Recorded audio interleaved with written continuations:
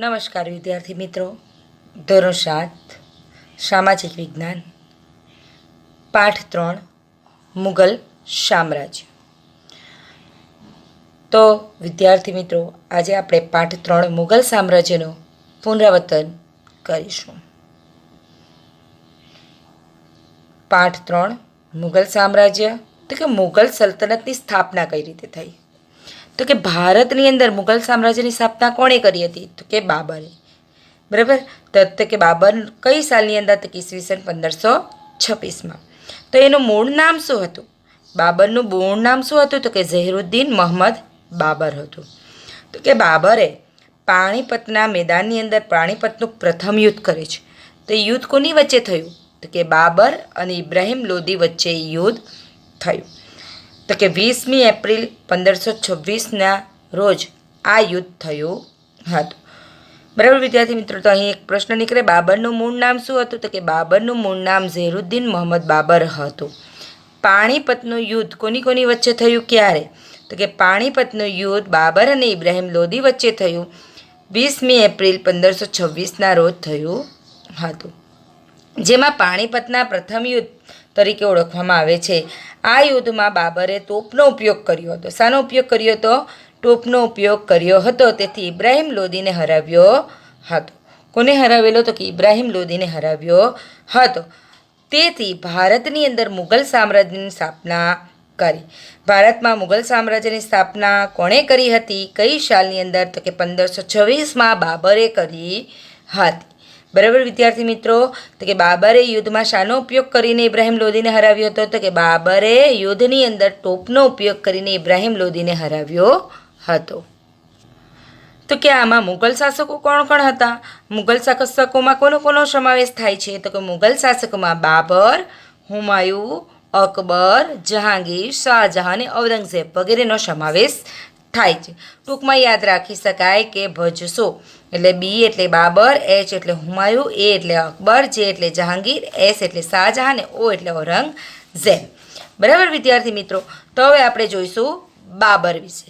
તો કે બાબરનો સમયકાળ છે 1526થી 1530. બાબર કેવો હતો? કે બાબર કુશાગ્ર બુદ્ધિવાળો અને શક્તિશાળી યોદ્ધા હતો. તો કે તેણે ફારસી અને અરબી ભાષાનો જાણકાર હતો. મુગલ શાસક બાબર કઈ ભાષાનો જાણતો હતો? તો કે મુગલ શાસક બાબર ફારસી અને અરબી ભાષા જાણતો હતો. તે પ્રકૃતિ પ્રેમી અને લેખક હતો.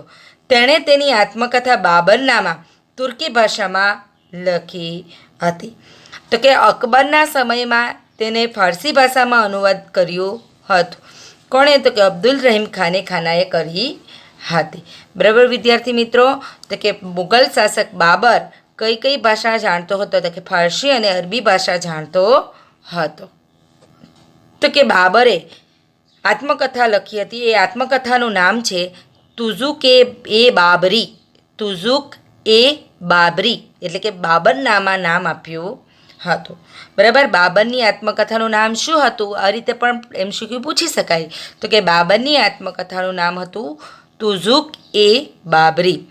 અને બાબરનું અવસાન ઈસવીસન 1530માં થાય છે. આગ્રામાં નૂરે અફઘાનમાં તેને દફનાવવામાં આવ્યો હતો. પછીથી તેને ત્યાંથી કાઢી કાબુલમાં દફનાવવામાં આવ્યો હતો. આ થઈ ગયું બાબર વિશે. ત્યાર પછી આપણે જોઈશું મુગલ વંશનો બીજો શાસક એટલે કે બાબરનો પુત્ર કોણ? તો કે હુમાયું. તેના વિશે અભ્યાસ કરીશું. તો હુમાયુંનો સમયકાળ ઈસવીસન 1530થી ઈસવીસન 1540 અને ઈસવીસન 1555થી ઈસવીસન 1556. બરાબર વિદ્યાર્થી મિત્રો, આપણે અહીં જોઈ ગયા આગળ પાઠની અંદર કે 1530થી 40માં એ ગાદી પર રહે છે. ત્યાર પછી એ શેરશાહ આવે છે અને હરાવે છે. બરાબર ને? હુમાયું સાથે યુદ્ધ થાય છે અને એ યુદ્ધમાં શેરશાહને હરાવી દે છે. હુમાયુંને હરાવી દે છે અને હુમાયુંને દિલ્હીની ગાદી પરથી જવું પડે છે. ત્યાર પછી એ પુનઃ 1555ની અંદર ગાદી પર આવે છે હુમાયું. બરાબર વિદ્યાર્થી મિત્રો, તો કે ઈસવીસન 1530માં હુમાયું દિલ્હીની ગાદી પર બેઠો. હુમાયુંનો અર્થ શું થાય છે? તો કે હુમાયુંનો અર્થ નસીબદાર થાય છે. બરાબર. આવું MCQ પણ હોઈ શકે. હુમાયુંનો અર્થ શું થાય છે? તો કે હુમાયુંનો અર્થ નસીબદાર થાય છે. પરંતુ તેણે તેના જીવનમાં અનેક મુશ્કેલીનો સામનો કરવો પડ્યો હતો. હુમાયુને કોની સાથે યુદ્ધ થયું હતું. તો કે હુમાયુને ગુજરાતના સુલતાન બહાદુર શાહ અને બિહારના શક્તિશાળી શાસક શેરશાહ સાથે યુદ્ધ થયા હતા. બરાબર, હુમાયુને કોની સાથે યુદ્ધ થયેલા? તો કે ગુજરાતના સુલતાન બહાદુર શાહ અને બિહારના શક્તિશાળી શાસક શેરશાહ સાથે યુદ્ધ થયા હતા. તો કે ઈસવીસન 1540માં કનોજના યુદ્ધમાં શેરશાહે હુમાયુને હરાવ્યો. બરાબર, કનોજના યુદ્ધમાં શેરશાહે કોને હરાવ્યો? તો કે કનોજના યુદ્ધમાં શેરશાહે હુમાયુને હરાવ્યો હતો. આવું MCQ પણ નીકળી શકે. ત્યારબાદ એમ કહેવાય છે કે એને હરાવીને ભારતની બહાર કાઢી મૂકવામાં આવ્યો. હુમાયુને સાથે ઈરાન જવું પડ્યું, કારણ કે શેરશાહે તેને હરાવ્યો હતો કનોજના યુદ્ધમાં અને તેને કાઢી મૂક્યો હતો. તેથી તે કેવો બની ગયો હતો? તો કે બેરોજગાર થઈ ગયો હતો. તેથી તેણે ઈરાન ચાલ્યા જવું પડ્યું હતું. થોડા વર્ષો બાદ ફરીથી ભારત પર તે ચઢી આવ્યો. બરાબર, કોણ? હુમાયુ થોડા વર્ષો પછી ફરીથી આવે છે. ઈરાનના શહેનશાહની મદદથી તે એમ કહેવાય છે કે ઈસવીસન 1545માં કાબુલ અને કંદહાર જીતી લીધા. હુમાયુએ કોની મદદથી કાબુલ અને કંદહાર જીતી લીધા? તો કે ઈરાનના શહેનશાહની મદદથી. કઈ સાલમાં? તો કે ઈસવીસન 1545માં. ત્યાર પછી ઈસવીસન 1555માં તે ભારત પર પુનઃ પોતાની સત્તા સ્થાપે છે. હુમાયુએ ક્યારે ભારત પર ફરીથી પોતાની સત્તા સ્થાપી? તો કે ઈસવીસન 1555. હુમાયુ તેના પિતાની જેમ વાંચન લેખનનો શોખીન હતો. હુમાયુએ કયું નવું નગર વસાવ્યું હતું? તો કે દિલ્હી પાસે દીન પન્હા નગર વસાવ્યું હતું. હુમાયુએ કયું નવું નગર વસાવ્યું? તો કે દીન પન્હા નામનું નવું નગર વસાવ્યું. ક્યાં? તો કે દિલ્હી પાસે. હવે હુમાયુ છે એ હુમાયુનું અવસાન કઈ રીતે થાય છે? તો કે સાંજના પ્રાર્થનાના સમયે વાચનાલયમાં ઝડપથી પ્રગતિ ઓથડતા પડી જવાથી તેનું અવસાન થયું હતું. હુમાયુ બાદ આપણે હવે જોઈશું શેરશાહ સૂરી. તો એનો સમયકાળ છે ઈસવીસન 1540થી ઈસવીસન 1545. તો આ શેરશાહ એ કયા વંશનો હતો? તેનું મૂળ નામ શું હતું? તો કે શેરશાહ અફઘાન વંશનો મુસ્લિમ હતો. તેનું મૂળ નામ ફરીદ ખાં હતું. બરાબર વિદ્યાર્થી મિત્રો, આવો પ્રશ્ન પણ નીકળી શકે. શેરશાહ કયા વંશનો હતો? તેનું મૂળ નામ શું હતું? તો કે શેરશાહ અફઘાન વંશનો મુસ્લિમ હતો. તેનું મૂળ નામ ફરીદ ખાં હતું. તો કે તે છે ફરીદ ખાં એટલે કે શેરશાહ. તો કે શેરશાહે હુમાયુને હરાવ્યો હતો. આપણે આગળ જોઈ ગયા. બરાબર, તો કે હુમાયુને હરાવી ભારત પર સત્તા સ્થાપી હતી. શેરશાહે કોને હરાવી ભારત પર પોતાની સત્તા સ્થાપી હતી? તો કે શેરશાહે હુમાયુને હરાવી ભારત પર સત્તા સ્થાપી હતી. તેથી એ શેરશાહ છે તે સુધારક અને ન્યાયપ્રિય શાસક પણ ગણાય છે. તો શેરશાહના કેટલાક સુધારા છે. તે સુધારક અને ન્યાયપ્રિય શાસક હતો. ડાકુ લૂંટારુઓના અંકુશમાં લઈ રાજ્યમાં શાંતિની સ્થાપના કરી. તેણે ડાકુ લૂંટારુને અંકુશમાં લઈ અને રાજ્યની અંદર શાંતિની સ્થાપના કરી હતી. તેણે એમ કહેવાય છે કે આધુનિક ટપાલ વ્યવસ્થા ઊભી કરી. શું કર્યું હતું? તો કે આધુનિક ટપાલ વ્યવસ્થા ઊભી કરી હતી. કયા દિલ્હી શાસકે નવી ટપાલ વ્યવસ્થા ઊભી કરી હતી? તો કે શેરશાહ એ આધુનિક ટપાલ વ્યવસ્થા ઊભી કરી હતી. તે ઉપરાંત તે વેપારીઓ અને યાત્રાળુઓ માટે ધર્મશાળા બંધાવી હતી અને રૂપિયાનું ચલણ શરૂ કરાવ્યું હતું. તો કે રસ્તે આવતા જતા યાત્રાળુ હોય કે વેપારી હોય તેના માટે ધર્મશાળા બંધાવી, રૂપિયાનું ચલણ તેણે શરૂ કરાવ્યું હતું અને વિશાળ સેના નિર્મિત કરી હતી. વિશાળ સેનાનું પણ નિર્માણ તેણે કર્યું હતું. અને શેરશાહ સૂરે એક મહાન રાજમાર્ગ બનાવ્યો. તો કે કયો? તો કે ગ્રાન્ડ ટ્રંક રોડ. બરાબર, શેરશાહે કયા રાજમાર્ગનું નિર્માણ કરાવ્યું હતું? તો કે શેરશાહે ગ્રાન્ડ ટ્રંક રોડનું નિર્માણ કરાવ્યું હતું. તે ક્યાંથી? તો કે ગંગાના મેદાનથી ગંધાર સુધી જતો હતો અને એશિયા ખંડનો એમ કહેવાય છે સૌથી જૂનો અને લાંબો રોડ હતો. તે બંગાળ અને ઉત્તર ભારત સુધી વિસ્તરેલો હતો. ગ્રાન્ડ ટ્રંક રોડ ક્યાં સુધી વિસ્તરેલો હતો? તો કે બંગાળ અને ઉત્તર ભારત સુધી વિસ્તરેલો હતો. બરાબર, આ ગ્રાન્ડ ટ્રંક રોડનું નિર્માણ તેણે કરાવ્યું શેરશાહે અને તે બંગાળ અને ઉત્તર ભારત સુધી વિસ્તરેલો હતો. તો કે ગ્રાન્ડ ટ્રંક રોડ ક્યાં સુધી વિસ્તરેલો હતો? તો કે બંગાળ અને ઉત્તર ભારત સુધી વિસ્તરેલો હતો. ઈસવીસન 1545માં શેરશાહ તોપોનું નિરીક્ષણ કરતો હતો. બરાબર, ત્યારે અકસ્માત થવાથી તેનું મૃત્યુ થયું. તો કે શેરશાહનું અવસાન કેવી રીતે થયું?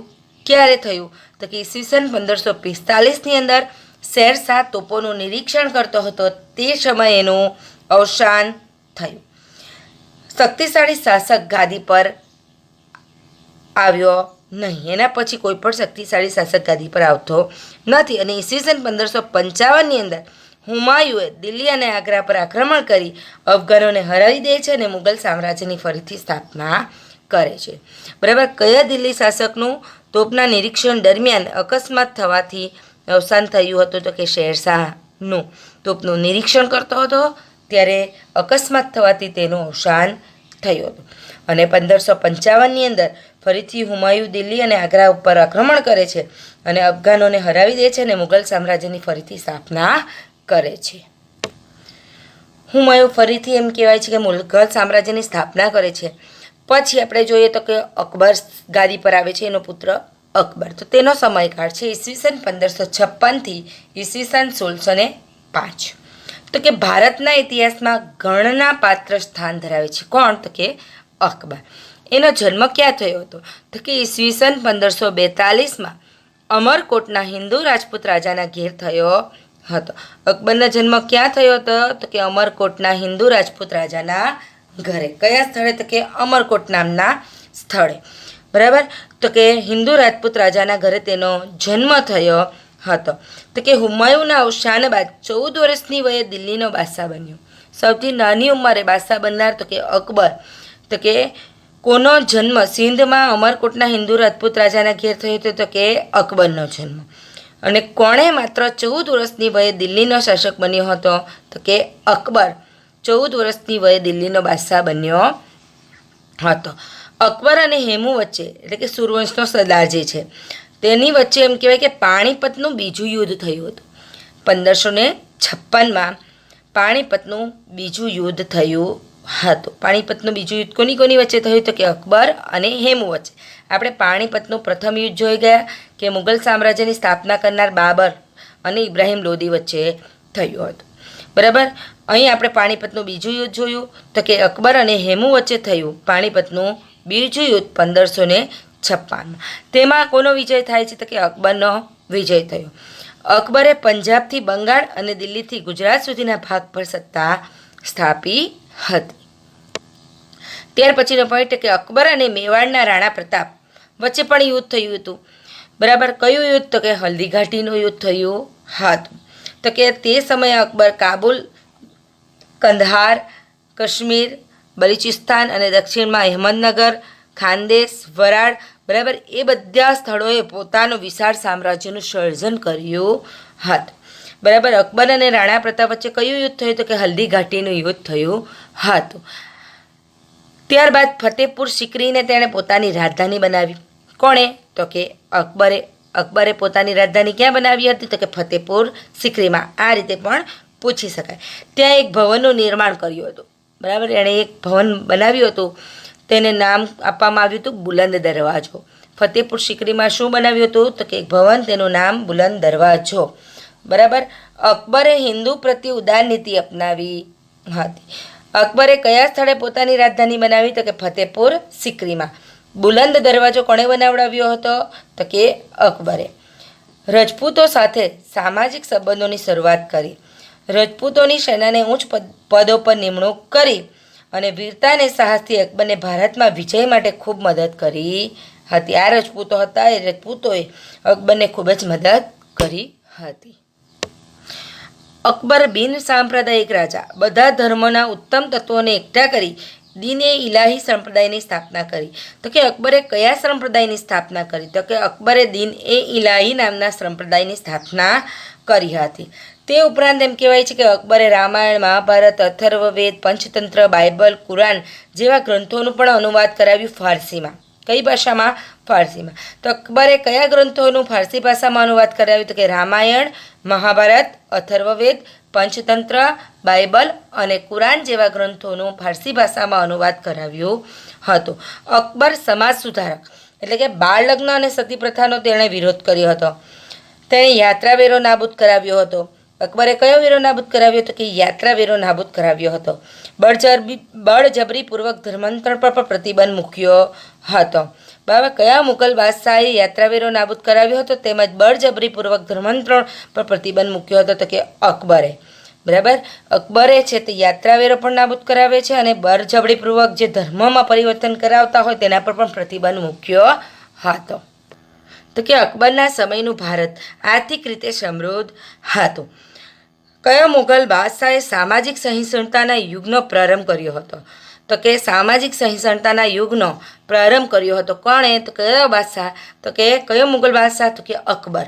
બરાબર, અકબરે સામાજિક સહિષ્ણુતાના યુગનો પ્રારંભ કર્યો હતો અને ઈસવીસન 1605ની અંદર તેનું અવસાન થયું.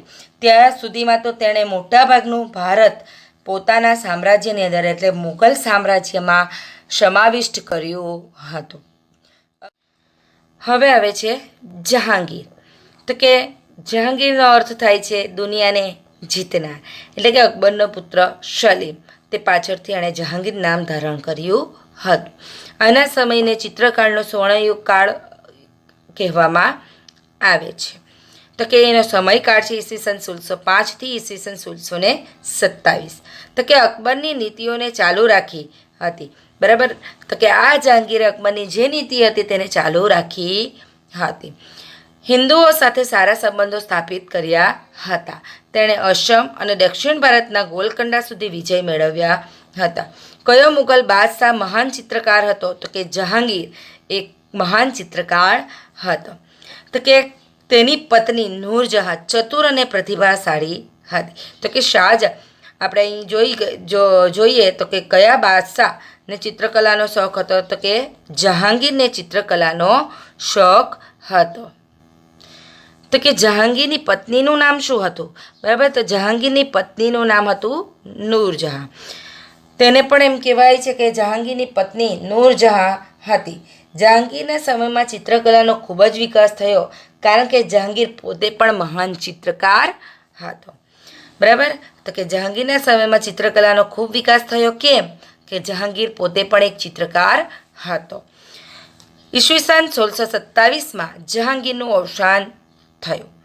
બરાબર, તો કઈ સાલની અંદર? તો કે 1627ની અંદર જહાંગીરનું અવસાન થયું હતું. ત્યાર પછી આવે છે શાહજહાં. તો શાહજહાંનો સમયકાળ છે ઈસવીસન 1627થી ઈસવીસન 1658. શાહજહાંનું હુલામણું નામ ખુર્મ. બરાબર, કયા મુગલ બાદશાહનું નામ ખુર્મ હતું? તો કે શાહજહાંનું નામ ખુર્મ હતું. તેણે દક્ષિણ ભારતનો વિજય કર્યો હતો.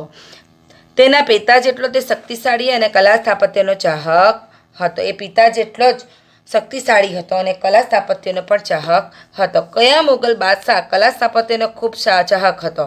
તો કે શાહજહાં એ કલા સ્થાપત્યનો ચાહક હતો. તેની પત્ની તો કે મુમતાઝ મહલનું અવસાન પછી તેની યાદની અંદર તે આગ્રાની અંદર તાજમહેલનું નિર્માણ કરાવે છે. બરાબર, તો કે કોની યાદમાં તાજમહેલ બંધાવ્યો? તો કે મુમતાઝ મહલની યાદમાં.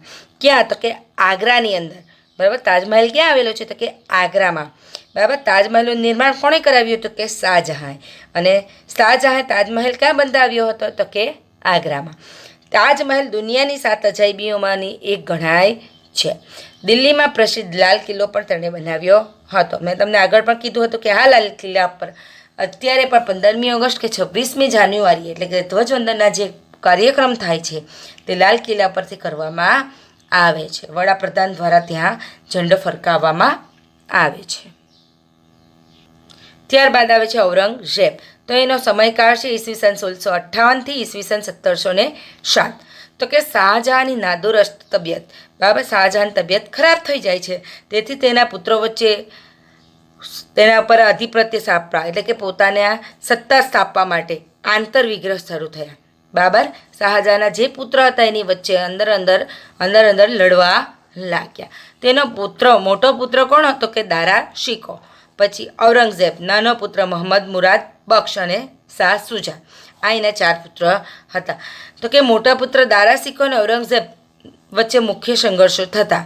ઔરંગઝેબે પોતાની 3 ભાઈઓને એક પછી એક હરાવી પોતે સત્તા સ્થાપી. બરાબર, કઈ રીતે? તો કે દારાની હત્યા કરવામાં આવી, મુરાદને જેલની સજા કરવામાં આવી અને દેશ નિકાલ કોને કર્યો તો કે શાહ સુજાને દેશ નિકાલ કર્યો અને ગાદી પચાવી પાડી. ઔરંગઝેબ લગભગ 50 વર્ષ સુધી રાજ્ય કર્યું હતું. બરાબર. તેના રાજ્યમાં કાશ્મીરથી જિંજઈ અને આ બાજુ પૂર્વથી પશ્ચિમ બાજુ ચટગાંવથી હિન્દુકુશ પર્વત માળા ત્યાં સુધી તેણે પોતાનો રાજ્ય વિસ્તાર કર્યો હતો. ઔરંગઝેબ સુન્ની મુસ્લિમ હતો. અત્યંત સાદું જીવન જીવતો હતો. અકબરની ધાર્મિક નીતિનો ત્યાગ કર્યો. ધાર્મિક અસહિષ્ણુતા દાખવી હતી. બરાબર. ઔરંગઝેબે કેવી રીતે ધાર્મિક અસહિષ્ણુતા દાખવી હતી તો કે અકબરની જે ધાર્મિક નીતિ હતી એનો ત્યાગ કરીને એણે ધાર્મિક અસહિષ્ણુતા દાખવી હતી. ઔરંગઝેબને કઈ કઈ બાબત વિરોધી હતો? બરાબર. તો ઔરંગઝેબ કઈ કઈ બાબતોમાં વિરોધી હતો તો કે સંગીત કલામાં, મૂર્તિ પૂજામાં, ધાર્મિક ઉત્સવોમાં એ વિરોધી હતો. એણે ઘણા બધા વિદ્રોહ કર્યા પણ તે શક્તિશાળી બાદશાહ હતો. ભારતના મોટા ભાગ પર લાંબા સમય સુધી તેનું શાસન રહ્યું હતું અને ઈસવીસન 1707માં તેનું મૃત્યુ થયું. મુઘલ સામ્રાજ્યના પતનની શરૂઆત કઈ રીતે થઈ હતી તો કે આ જે ઔરંગઝેબ છે એનું મૃત્યુ થાય છે ત્યાર પછીના જે શાસકો આવે છે એ નિર્બળ શાસકો ગાદી પર આવે છે. તેના કારણે મુઘલ સામ્રાજ્યનું પતન થયું હતું. એટલે કે પતનનો આરંભ થઈ ગયો હતો. ઈસવીસન 1707માં મુઘલ સામ્રાજ્યના પતનનો પણ આરંભ થઈ ગયો ને ઔરંગઝેબનું અવસાન પણ ઈસવીસન 1707માં જ થયું હતું. તો કે આપણે મુઘલ સામ્રાજ્યના શાસકો વિશે જોઈ ગયા. હવે જોવાના છે કે રાણા સંગ્રામસિંહ વિશે. બરાબર. મુઘલ સામ્રાજ્યના પતનની શરૂઆત થઈ જાય છે. પછી હવે રાણા સંગ્રામસિંહ તો કે બાબરનો સમકાલીન, બાબરના સમયમાં તે થયા હતા. કોણ? રાણા સંગ્રામસિંહ. એ મેવાડના રાણા સંગ્રામસિંહ રાણા સાંગા તરીકે પ્રખ્યાત હતા. રાણા સંગ્રામસિંહ ક્યાંના હતા તો કે મેવાડના. તે કયા નામે પ્રસિદ્ધ હતા તો કે રાણા સાંગાના નામે પણ પ્રખ્યાત હતા. રાણા સાંગા નામથી પ્રખ્યાત બનેલા સંગ્રામસિંહ કયા પ્રદેશના રાજા હતા તો કે મેવાડના રાજા હતા. મેવાડના રાણા સંગ્રામસિંહ કયા નામે પ્રખ્યાત હતા તો કે રાણા સાંગાના નામે પ્રખ્યાત હતા. તે વીર અને સાહસિક હતા અને તેણે અનેક યુદ્ધોમાં પણ વિજય મેળવ્યો હતો. બાબર સામેના ખાનવાના યુદ્ધમાં તેમની હાર થઈ. બરાબર. બાબર સામેના કયા યુદ્ધમાં તો કે ખાનવાના યુદ્ધમાં રાણા સંગ્રામસિંહની હાર થઈ હતી અને તેમનું સામ્રાજ્ય નહિવત થઈ ગયું હતું. કેવું થઈ ગયું હતું? નહિવત થઈ ગયું હતું. બરાબર. હવે છે મહારાણા પ્રતાપ. તો કે મુઘલ સામ્રાજ્યમાં અકબરની સામે મેદાન પડનાર કોણ હતા તો કે મહારાણા પ્રતાપ. મેવાડના પ્રતાપી રાજવી હતા. મહારાણા પ્રતાપને હરાવવા કયા મુઘલ બાદશાહે આક્રમણ કર્યું હતું તો કે અકબરે મેવાડ પર આક્રમણ કર્યું હતું. બરાબર. મહારાણા પ્રતાપ જે છે તેને હરાવવા માટે અકબરે મેવાડ પર આક્રમણ કર્યું હતું. ક્યાં આક્રમણ કર્યું હતું કે મેવાડ પર કર્યું હતું. બંને વચ્ચે હલ્દી ઘાટીનું યુદ્ધ થયું. અકબર અને મહારાણા પ્રતાપ વચ્ચે કયું યુદ્ધ થયું તો કે હલ્દી ઘાટીનું યુદ્ધ થયું. મેવાડના કયો રાજા અકબર સામે મેદાને પડ્યો હતો તો કે મેવાડનો મહારાણા પ્રતાપ અકબરની સામે મેદાને પડ્યા હતા. તો કે અકબર તેમાં વિજયી બને છે હલ્દી ઘાટીના યુદ્ધમાં. પરંતુ રાણા પ્રતાપ ઉદયપુરની આસપાસના વિસ્તારમાં પોતાની સત્તા સ્થાપે છે અને સંઘર્ષો ચાલુ જ રાખે છે. બંને વચ્ચે સમજૂતીના અનેક પ્રયત્નો થયા પણ રાણા ચિત્તોડ છોડવા તૈયાર ન હતા. છાપામાર યુદ્ધ ચાલુ રાખ્યું અને ઈસવીસન 1576ના હલ્દી ઘાટીના એમાં પરાજય બાદ રાણા પ્રતાપ ગોગુંડમાં રાજધાની લઈ ગયા. બરાબર. હલ્દી ઘાટીના પરાજય બાદ રાણા પ્રતાપ પોતાની રાજધાની ક્યાં લઈ ગયા તો કે ગોગુંડમાં. બરાબર. ગોગુંડમાં પોતાની રાજધાનીને લઈ ગયા હતા અને જીવનના અંત સુધી તેમણે યુદ્ધ ચાલુ જ રાખ્યું હતું અને બાદમાં ડુંગરપુરના ચાવંડમાં પોતાની રાજધાની સ્થાપી અને 51 વર્ષની વયે તેમનું અવસાન થયું. બરાબર. કઈ જગ્યાએ તો કે ડુંગરપુરના ચાવંડની અંદર પોતાની તેણે રાજધાની સ્થાપી હતી અને હલ્દી ઘાટીના યુદ્ધ બાદ રાણા પ્રતાપ પોતાની રાજધાની ક્યાં લઈ ગયા તો કે ગોગુંડમાં પોતાની રાજધાની લઈ ગયા હતા અને 51 વર્ષની વયે તેમનું અવસાન થયું હતું.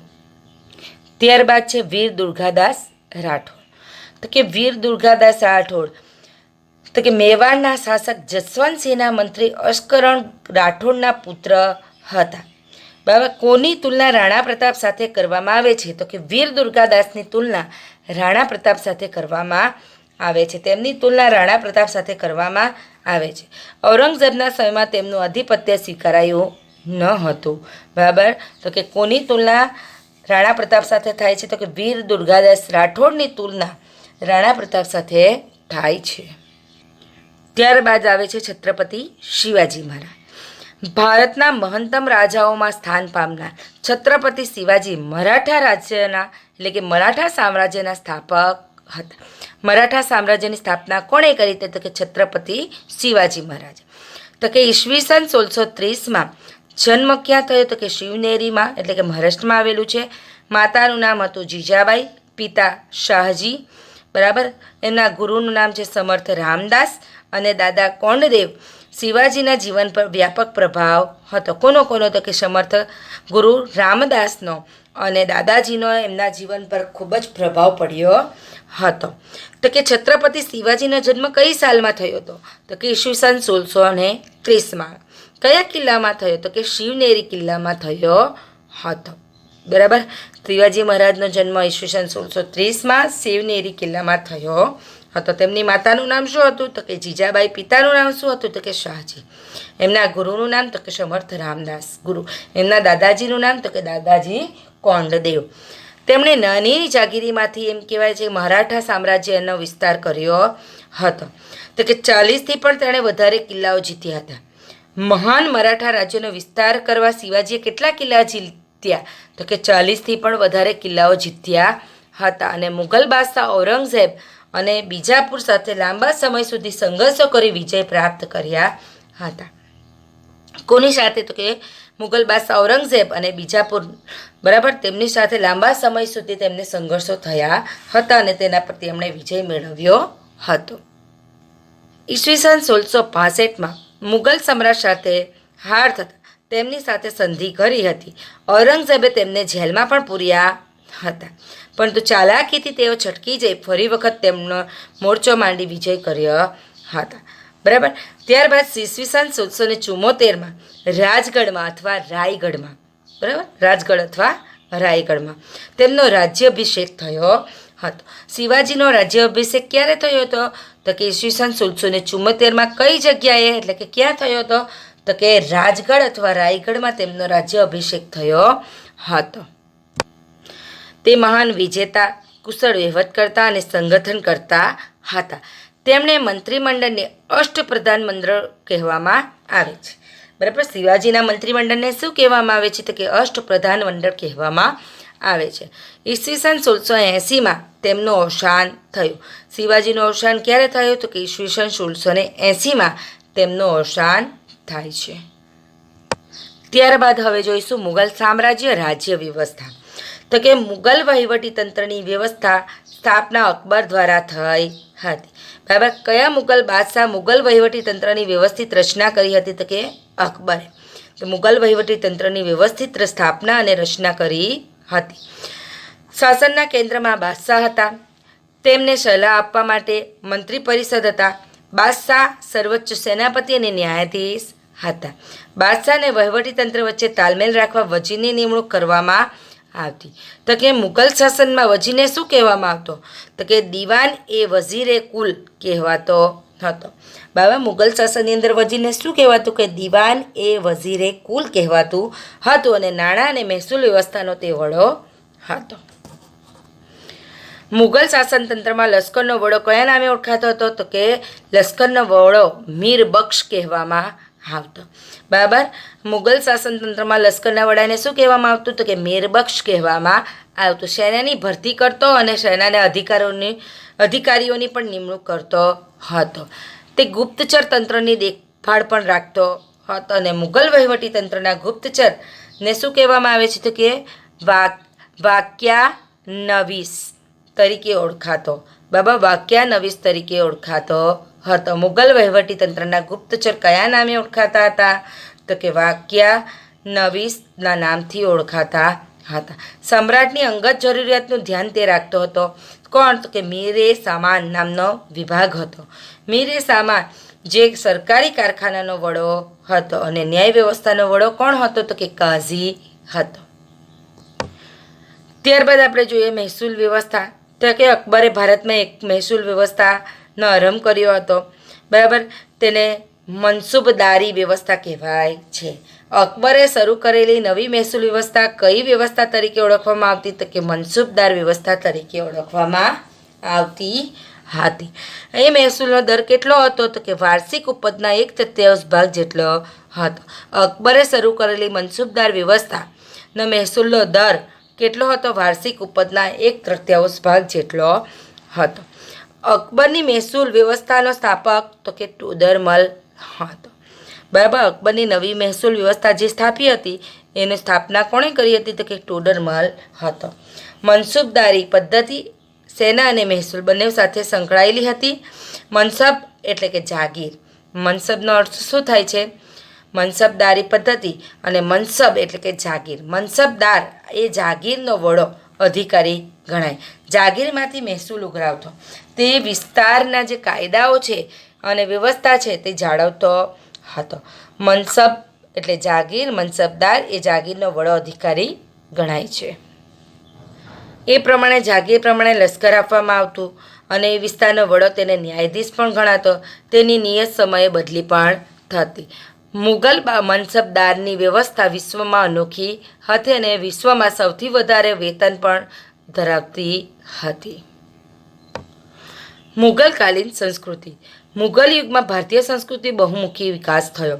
હિન્દુ અને મુસ્લિમ સંસ્કૃતિનો સમન્વય પણ થયો હતો. મુગલ યુગમાં હિન્દુ અને મુસ્લિમ સંસ્કૃતિનો સમન્વય સંસ્કૃતિને કઈ સંસ્કૃતિ તરીકે ઓળખવામાં આવે છે? બરાબર, તો કે ગંગા જમનાની સંસ્કૃતિ તરીકે ઓળખવામાં આવે છે. અહીં હિન્દુ અને મુસ્લિમ સંસ્કૃતિનો સમન્વય થાય છે, જેને ગંગા અને જમના સંસ્કૃતિ તરીકે પણ ઓળખવામાં આવે છે. મુગલોએ અનેક કિલ્લા, મહેલો, દરવાજા, મસ્જિદ અને બગીચાની સ્થાપના કરી હતી. બાબર, તો કે બાબરે કયા શહેરમાં બગીચા બનાવડાવ્યા હતા? તો કે આગ્રા અને લાહોરમાં બાબરે બગીચા બનાવડાવ્યા હતા. શેરશાહે સાસારામમાં મકબરો અને દિલ્હીમાં મસ્જિદ બનાવ્યા હતા. કે સાસારામમાં મકબરો કોણે બંધાવ્યો? તો કે શેરશાહે. આગ્રાનો કિલ્લો બંધાવ્યો કોણે? તો કે આગ્રાથી 36 કિલોમીટર દૂર ફતેહપુર સિકરીમાં વિશિષ્ટ બાંધકામ કરાવ્યું હતું. તે કોની યાદમાં? તો કે ગુજરાત પર વિજય મેળવ્યો તેની યાદમાં તેણે ફતેહપુર સિકરીમાં બુલંદ દરવાજાનું નિર્માણ કરાવ્યું હતું. બરાબર, કયા પ્રદેશના વિજયની યાદમાં અકબરે બુલંદ દરવાજો બનાવડાવ્યો હતો? તો કે ગુજરાત પ્રદેશની વિજયની યાદમાં અકબરે બુલંદ દરવાજો બનાવડાવ્યો હતો. બુલંદ દરવાજો ક્યાં બનાવડાવ્યો હતો? તો કે ફતેહપુર સિકરીમાં. સલીમ ચિશ્તીની દરગાહની બનાવી હતી. મસ્જિદ અને પંચમહાલનો સમાવેશ પણ થાય છે. બરાબર, બુલંદ દરવાજો, સલીમ ચિશ્તીની દરગાહ, મસ્જિદ, પંચમહાલ. બરાબર, આ બધી વસ્તુઓ અકબરના સમયમાં બની હતી. જહાંગીર. તો જહાંગીરના સમયમાં પણ બાંધકામમાં સંગેમરમરનો ઉપયોગ વધ્યો હતો. ત્યારબાદ છે શાહજહાં. તો કે કયા મુગલ બાદશાહનો શાસનકાળ મુગલ સામ્રાજ્યના સ્થાપત્યનો એમ કહેવાય સુવર્ણયુગ ગણાય છે? તો કે મુગલ સામ્રાજ્યના સ્થાપત્યનો સુવર્ણયુગ કોનો સમય? તો કે શાહજહાંનો સમય ગણાય છે. તેણે આગ્રામાં તાજમહેલ અને મોતી મસ્જિદ બનાવી હતી. શાહજહાંએ કોની યાદમાં? તો કે મુમતાઝ મહેલ, પોતાની પત્ની મુમતાઝ મહેલની યાદમાં તાજમહેલનું બાંધકામ કરાવ્યું હતું. અને શાહજહાંએ દિલ્હીમાં લાલ કિલ્લાનું નિર્માણ પણ કરાવ્યું હતું. બરાબર, મુગલ બાદશાહ શાહજહાંએ તાજમહેલ બંધાવ્યો હતો. મુગલ બાદશાહ પછી શાહજહાંએ પ્રસિદ્ધ લાલ કિલ્લાનું નિર્માણ ક્યાં કરાવ્યું હતું? તો કે દિલ્હીમાં. ઔરંગઝેબ. તો કે પત્નીની યાદમાં ઔરંગાબાદમાં રાબિયા ઉદ દૌરાનાનો મકબરો તેણે બનાવડાવ્યો હતો. ત્યારબાદ ચિત્રકલા. તો કે મુગલ ચિત્રકલા વિશ્વવિખ્યાત હતી. જહાંગીરના સમયમાં તેનો ખૂબ વિકાસ થયો હતો. મુગલ શાસક ઉત્તમ ચિત્રકાર હતા અને દિલ્હીમાં આમંત્રિત કરતા હતા. તો કે અકબરના સમયમાં જસવંત અને બશાવન નામના મહાન ચિત્રકારો થઈ ગયા. તેમણે ફારસી કથાઓ, મહાભારતના અનુવાદના પુસ્તકો, અકબરનામાના પુષ્કળ સુંદર ચિત્ર દોર્યા હતા. જહાંગીરના દરબારમાં કયો વિશ્વવિખ્યાત ચિત્રકાર હતો? કે મંસૂર નામનો ચિત્રકાર વિશ્વવિખ્યાત હતો. જહાંગીરે એક ચિત્રશાળાની સ્થાપના કરી હતી. કયા મુગલ બાદશાહે ચિત્રશાળાની સ્થાપના કરી? તો કે જહાંગીરે. આ સમયે રાજસ્થાન, ગુજરાત, પંજાબ, હિમાચલ પ્રદેશ, દક્ષિણના રાજ્યમાં ચિત્રકળાનો પણ વિકાસ થયો હતો. ત્યારબાદ સાહિત્ય, તો કે તે મુગલ સમયમાં સારા લેખકો થઈ ગયા. ફારસી, અરબી, હિન્દી અને અન્ય ભારતીય ભાષામાં પણ સાહિત્યની રચના થઈ. તેમાં અબુ ફઝલે અકબરનામા નામનો ગ્રંથ લખ્યો હતો. કોણે અકબરનામા નામનો ગ્રંથ લખ્યો હતો? કે અબુ ફઝલે. મહાભારતનો પણ અનુવાદ થયા હતા. ભારતીય ભાષામાં શ્રી કૃષ્ણના જીવન પર આધારિત પણ ઘણું સાહિત્ય રચાયું. મરાઠીમાં એકનાથ, જ્ઞાનેશ્વર અને સ્વામી રામદાસ ભક્તિ સાહિત્યની પણ રચના થઈ હતી. ત્યારબાદ સંગીત, તો કે અકબર સંગીતનો જ્ઞાતા હતો. તેના નવરત્નમાંનો એક તો કે તાનસેન મહાન શાસ્ત્રીય ગાયક હતો, જેણે અનેક રાગો પર રચના કરી હતી. તો કે અકબરના દરબારના નવરત્નમાં મહાન શાસ્ત્રીય ગાયક કોણ હતો? તો કે તાનસેન હતો. આ રીતે સમાપન. તો કે ઈસવીસન 1526ની અંદર સ્થપાયેલું મુગલ સામ્રાજ્ય 1707માં ઔરંગઝેબના મૃત્યુ બાદ પતન તરફ ધકેલાયું. કોઈ શક્તિશાળી શાસકના અભાવોને કારણે એમ કહેવાય નાના નાના રાજ્યમાં તે વહેંચાઈ ગયું.